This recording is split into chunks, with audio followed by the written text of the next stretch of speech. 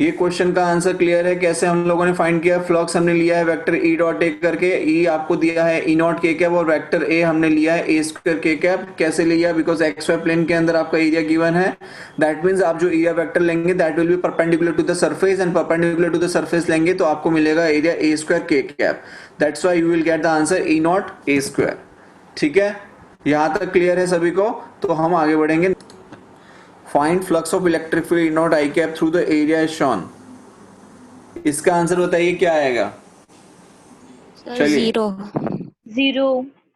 Zero. Okay, हाँ sir क्यों? Zero. क्योंकि आपको पता है कि इलेक्ट्रिक फील्ड क्या आ रही है? ई नॉट आई कैप। कहाँ आ रही है? ई नॉट आई कैप मतलब किसके एक्सिस के अलोंग आ रही है? एक्स एक्सिस के अलोंग आपको इलेक्ट्रिक फील्ड मिल रहा है, that is E not I cap. और आपका जो एरिया वेक्टर है वो एरिया जो है वो एक्स वाई प्लेन में गिवन है, तो एरिया वेक्टर जो है वो बेटा वो कहाँ चला जाएगा आपका? जेड एक्सिस के अलोंग जाएगा। जेड एक्सिस के अलोंग जाएगा तो जब आप फ्लक्स इक्वल्स टू लिखेंगे वेक्टर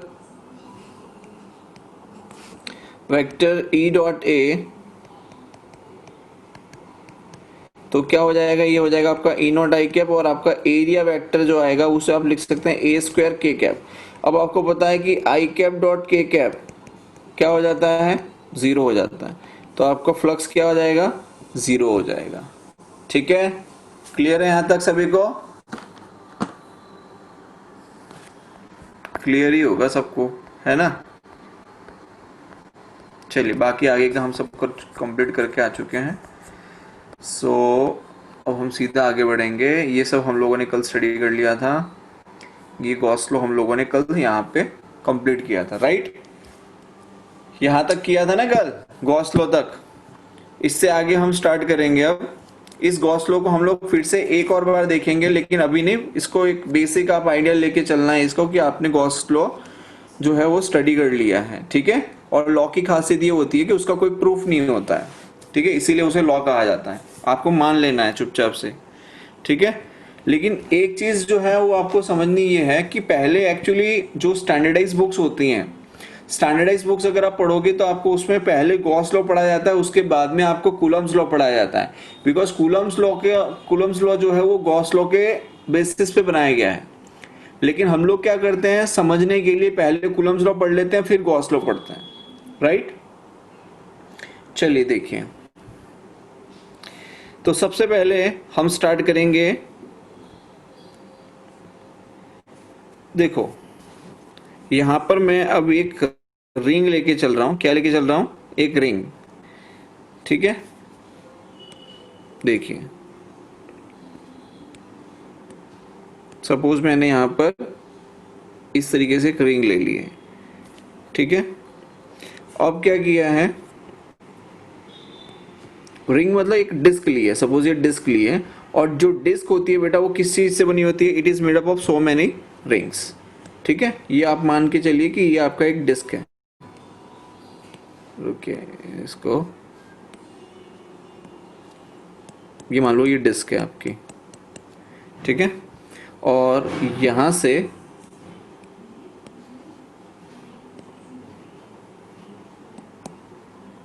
ये हमने एक पॉइंट ले लिया है कुछ इस तरीके से, राइट? यहां पर इस पॉइंट पे कोई एक पॉइंट कंसीडर किया है हमने। इस पॉइंट पे मैंने क्यू चार्ज रख दिया है। क्या रख दिया है? क्यू चार्ज रख दिया है।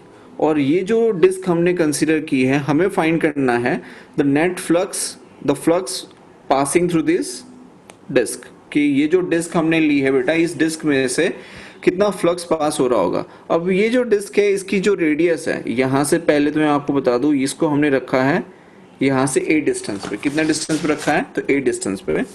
सेकेंड थिंग इज, ये जो हमने डिस्क ली है इसका जो रेडियस है बेटा वो आर है। कितना है? आर।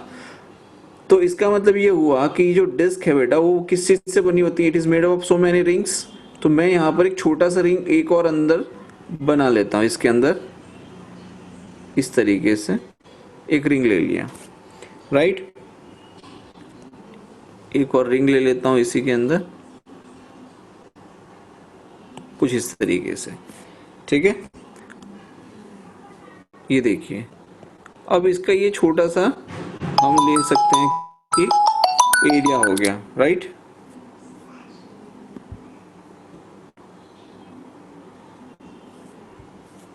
जस्ट अ मिनट, हाँ आज एक्चुअली 10th का रिजल्ट आया है ना, सो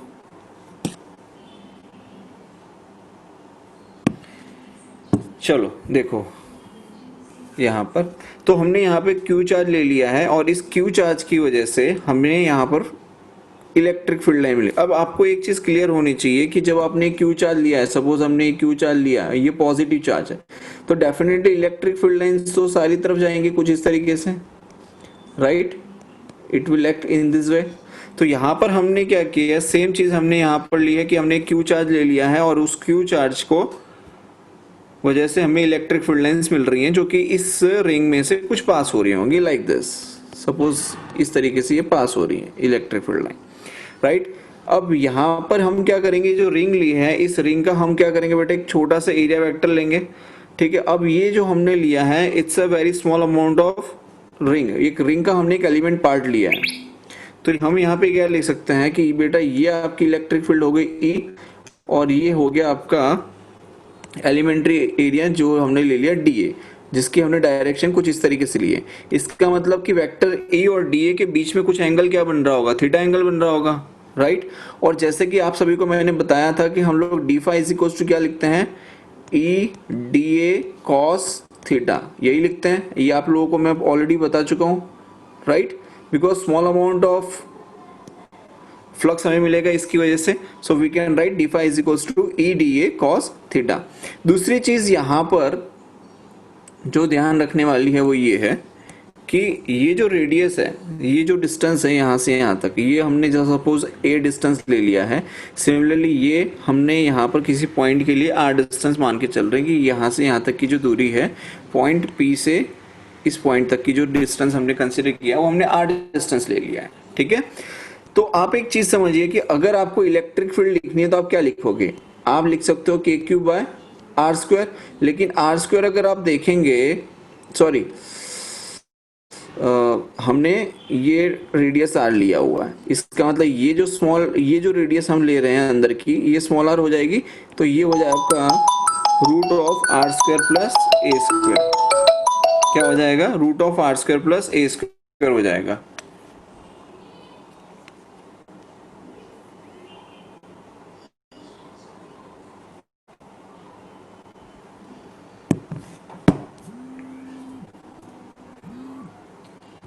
चलो देखो, तो ये हो गया आपका root of are square plus A square, और एंगल बना लिया है थीटा, ठीक है। और ये डिस्टेंस कितना है, क्यू पॉइंट से ये जो पॉइंट लिया है, क्यू चार्ज जो हमने रखा है वहां से यहाँ तक का जो डिस्टेंस है वो ले लिया है root of are square plus A square. तो हम लोग जो नॉर्मली फॉर्मूला लिखते हैं वो क्या लिखते हैं, इलेक्ट्रिक फील्ड का E is equal to K Q by R square. तो ये जो हो जाएगा, ये क्या हो जाएगा, square root of are square plus A square का होल स्क्वायर, ये आपकी इलेक्ट्रिक फील्ड हो जाएगी, राइट। तो D phi is equal to हम क्या लिख सकते हैं, E D A cos theta. But आपको इलेक्ट्रिक फील्ड का आइडिया लग गया, दैट इलेक्ट्रिक फील्ड आपकी मिल जाएगी K Q by under root of are square plus A square का होल स्क्वायर, ठीक है। तो इसको हम डायरेक्टली लिख सकते हैं K Q by R square plus A square, ठीक है, बिकॉज स्क्वायर और रूट कैंसिल हो जाएगा। Now second thing is that D A. अब ये जो डी ए बेटा हमारे पास है दैट इज द एरिया है। अब आप एक चीज समझिए कि जो रिंग है, ये छोटी सी रिंग हमने ली है, ठीक है। आप सभी को हम ये चीजें हम ऑलरेडी स्टडी कर चुके हैं जब हमने आगे रिंग के केसेस को स्टडी किया था। एक छोटी सी हमने रिंग कंसिडर की है, और इस छोटी सी रिंग का जब आप एरिया फाइंड करते हैं तो एरिया क्या आता है, तो 2 पाई आर डी आर, यही एरिया हम लोग फाइंड आउट करते हैं और यही एरिया हम लिखते हैं, राइट। तो यहाँ पर हम क्या लिख सकते हैं, ई की जगह हम यहाँ पे लिखते हैं K Q by R square plus A square, और डी ए की जगह आप क्या लिख सकते हैं यहाँ पे 2 पाई आर डी आर, ठीक है। अब हमारे पास बचा है कॉस थीटा। तो कॉस थीटा क्या होगा, बेस अपॉन हाइपोटेन्यूज। अगर ये थीटा है, सपोज ये हमने यहाँ पर जो थीटा लिया है, तो उससे हमें ये आपका हो जाएगा एंगल थीटा। ये आपका क्या आ गया, बेस आ गया, this is your base and this is your hypotenuse. तो कॉस थीटा आप क्या लिख सकते हैं यहाँ पे, कॉस थीटा आप लिख पाएंगे base that is a upon hypotenuse that means R square plus A square is to 1/2। तो यहाँ पर आपका जो आंसर मिलेगा क्या हो जाएगा, k q upon are square plus A square और r square plus A square raise to 1/2, मतलब 1 प्लस 1/2, तो कितना हो जाएगा, ये 3/2 हो जाएगा। तो मैं इसे लिख सकता हूँ R square plus A square raise to 3/2, ठीक है। और यहाँ पर क्या है, 2 pi R D R into A, क्या है हमारे पास में 2 pi R D R into ए, ठीक है। कोई दिक्कत यहां तक किसी को? Anyone has any doubt?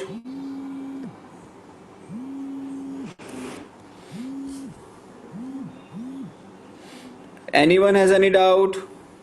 No sir. Okay, चलिए। सो अब हम यहाँ पे क्या लिख सकते हैं, देखिए ये जो k है, इस k को हम रिप्लेस कर सकते हैं। मैं ये जो स्टेटमेंट है इसको आगे फॉरवर्ड कर लेता हूँ नेक्स्ट पेज के लिए, बिकॉज वो पूरा वहाँ पर लिख भी नहीं पाएंगे हम लोग। तो हमारे पास डी फाई की जो वैल्यू आ गई वो वैल्यू है के q upon are square plus A square raise to 3/2 into 2 pi R D R into a, 2 pi R D R into ए, ठीक है। अब यहाँ पर ये जो k आपको दिखाई दे रहा है, इसको, ये जो a है इसको मैं आगे ले लेता हूँ यहाँ पर इसके साथ में, ठीक है ना। अब हम क्या करेंगे कि जो k है उसकी वैल्यू हम लिख सकते हैं 1/4 pi epsilon not into Q A upon, just minute, Q into A by R square plus A square raise to 3/2 into 2 pi R D R. अब आप देख सकते हो 2 पाई गया और यहाँ पे आपका 2 आ गया, क्या आ गया, 2 आ गया। सो जो रिमेनिंग है उसे हम फिर से एक बार लिख देंगे, ओके।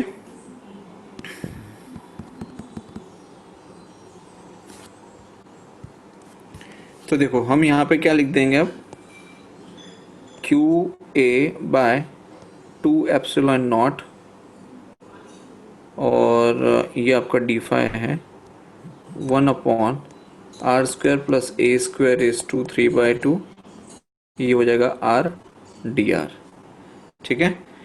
अब एक चीज समझो,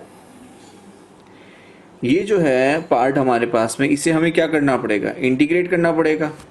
तो इंटीग्रेट कहाँ से कहाँ तक करोगे, तो बेटा ये हम लोग कहाँ से स्टार्ट करते हैं, 0, और ये जो रेडियस है टोटल वो कितनी है, तो r रेडियस है।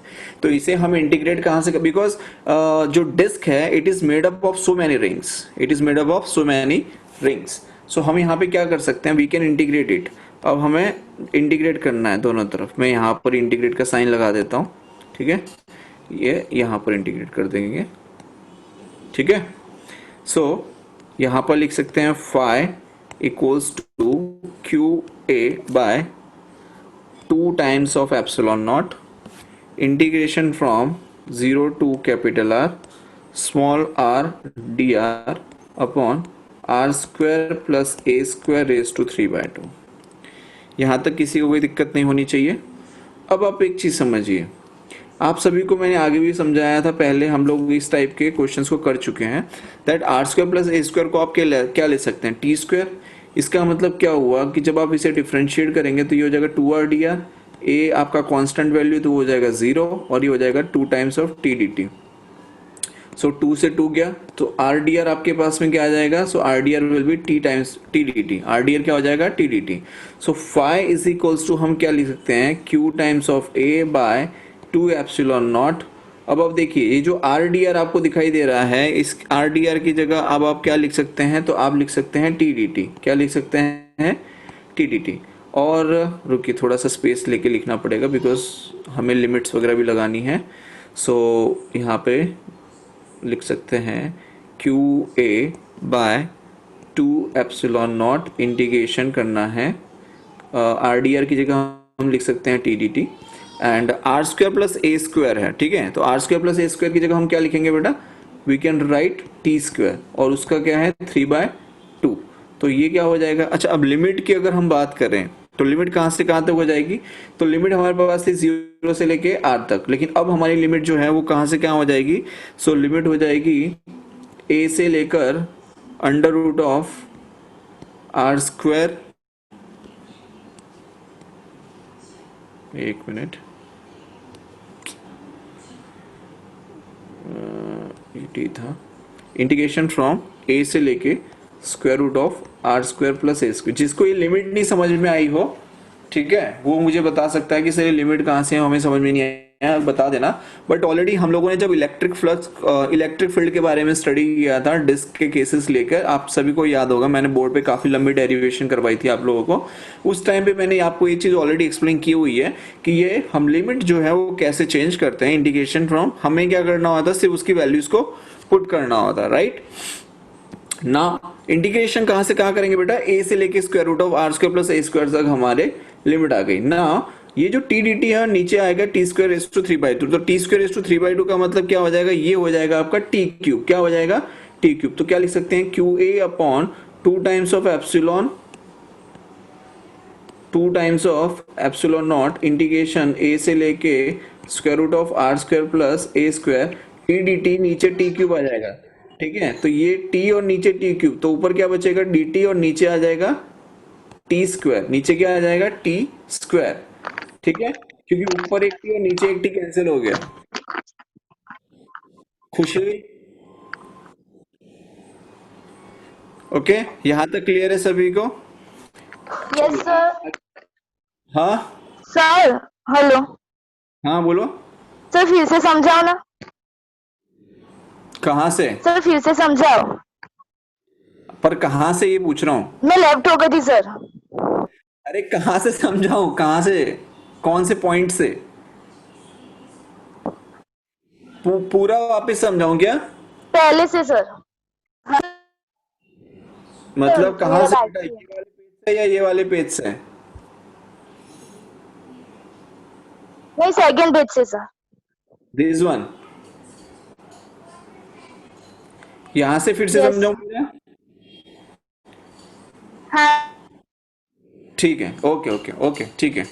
चलो देखो, सर। देखिए हम लोग क्या फाइंड कर रहे हैं बेटा, small amount of flux find कर रहे हैं, राइट। बिकॉज हमने क्या किया है, एक डिस्क है, डिस्क के हमने छोटे छोटे पार्ट्स किए हैं, बिकॉज हमने रिंग्स को मान लिया कि disc is made up of so many rings. तो मैंने एक रिंग कंसीडर की है, जैसे कि आप यहाँ पे देख पा रहे हैं, हमने एक रिंग ली है और इस रिंग का हमने एरिया एलिमेंट ले लिया D A, that is 2πr/dr। ठीक है, तो यहाँ पर हमने क्या किया, जैसे कि आप सभी जानते हैं D phi is equals to हम क्या लिख सकते हैं, ई डी ए लिख सकते हैं, right. Integration of E D A लिख सकते हैं। D phi is equals to क्या लिख सकते हैं, integration of E D A. ठीक है, ये हम लिख सकते हैं, राइट। तो यहाँ पर वही चीज है, ई की जगह हमने लिख दिया है के Q upon R square plus A square is to 3/2, और ये आपका बेटा जो एरिया था वो हमने ले लिया है 2πr, जैसे कि ये है डी ए, तो डी ए कितना है आपका 2πr/dr, और cos थीटा का जो वैल्यू था वो हमने ले लिया था, यहाँ पे देखिए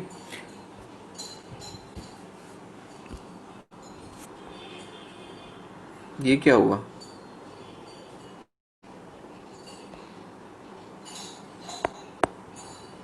एक मिनट,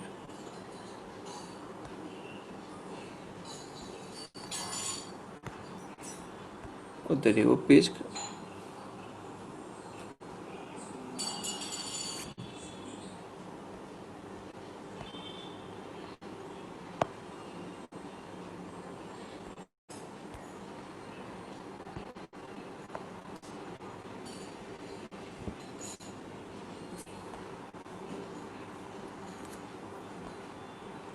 एक मिनट बेटा,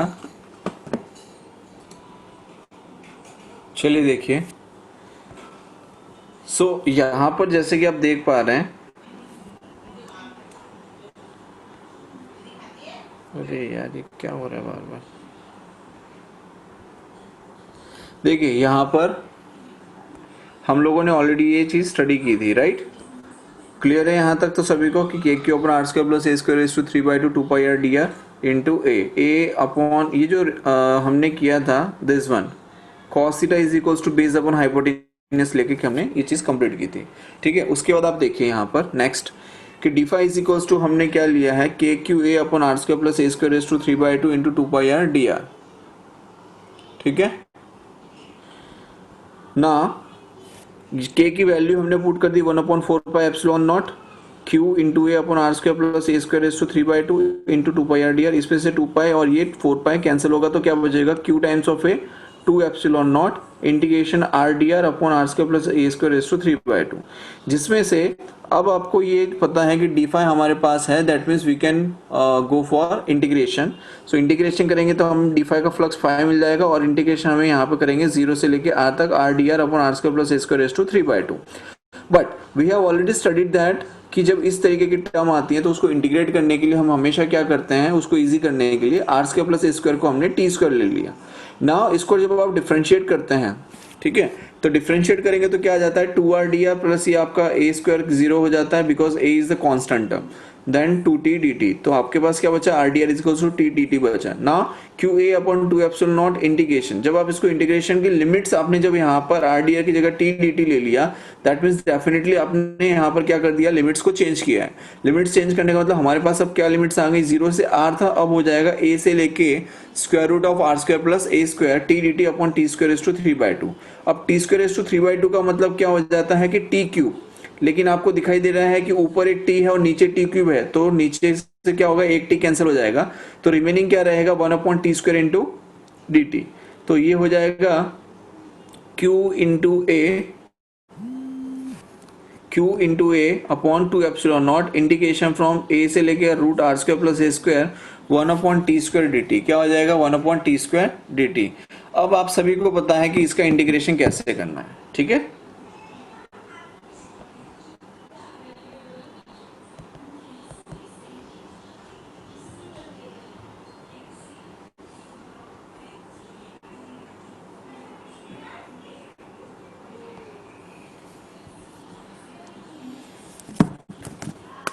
सो नेक्स्ट देखिए,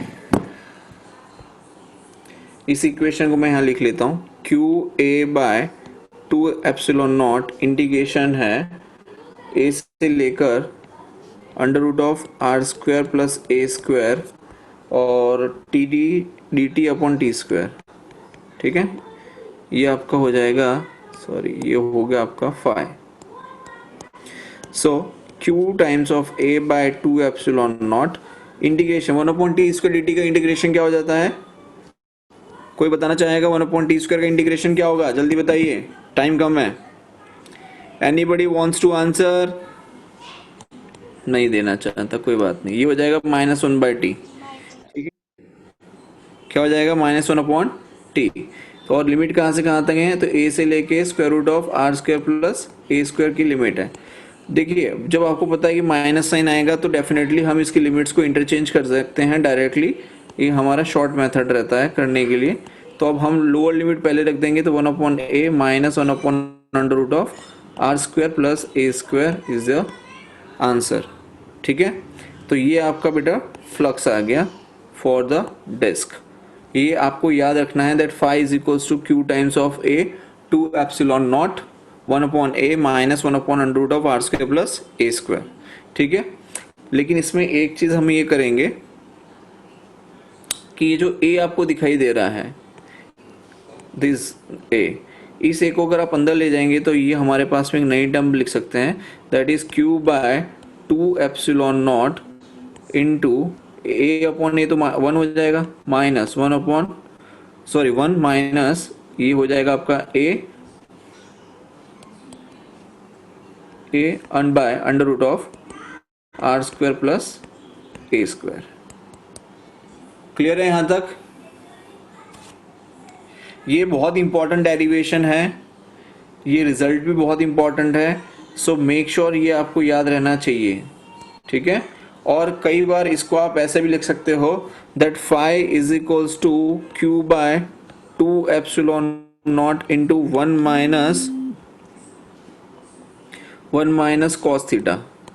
अभी कॉस थीटा क्यों लिख सकते हैं, बिकॉज कॉस थीटा क्या हो जाता है, कॉस थीटा होगा बेस अपॉन हाइपोटेनियस, तो बेस आपका a है और हाइपोटेनियस आपका root of are square plus A square है, ठीक है। इसलिए आप यहाँ पर इस टर्म को रिप्लेस करेंगे तो आपको वही आंसर मिल जाएगा। तो आपको जो फ्लक्स मिलेगा in the case of the disc, you will get this. So we have 2 result, दोनों रिजल्ट आपको याद रखने हैं। एक ये phi is equals to Q by 2 epsilon not into 1 minus cos theta, and the second one is phi is equals to Q by 2 epsilon not into 1 minus A upon under root of are square plus A square, ठीक है। Clear है सभी को? Clear है सभी को? Yes. ठीक है, चलिए बहुत बढ़िया। आप इसका स्क्रीनशॉट लेना चाहो स्क्रीनशॉट ले लो।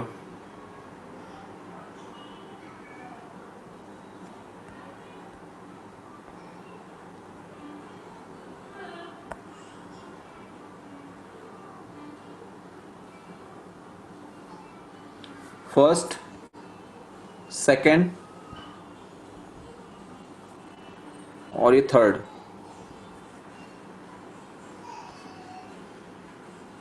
ठीक है, क्लियर है? And this one is also.